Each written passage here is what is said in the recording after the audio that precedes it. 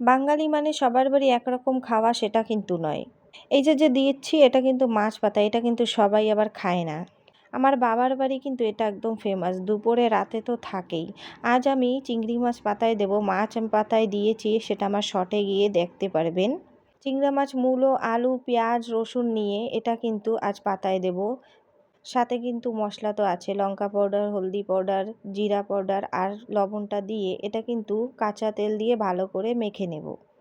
এটা মাখার পরে কিন্তু 5-10 মিনিটের জন্য রেস্টে দিলে অনেক ভালো হয়, মাখা মাখা সুন্দর হবে। তারপরে আমি নিয়ে নেব একটা বড় সাইজের কলা পাতা, সেটা কিন্তু আমি ভালো করে পুড়িয়ে নেব।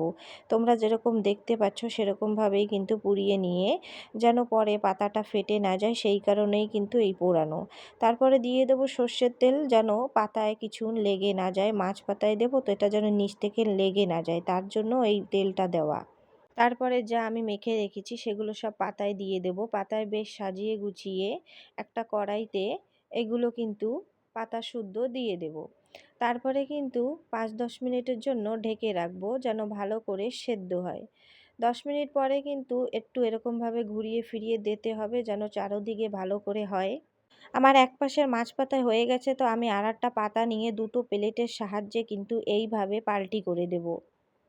তোমরা দেখতেই পাচ্ছ এরকমভাবে পাল্টি করে ওই পাতাটাও কড়াইতে দিয়ে দেবো, যেন ওই পাশটাও ভালো করে হয়ে যায়।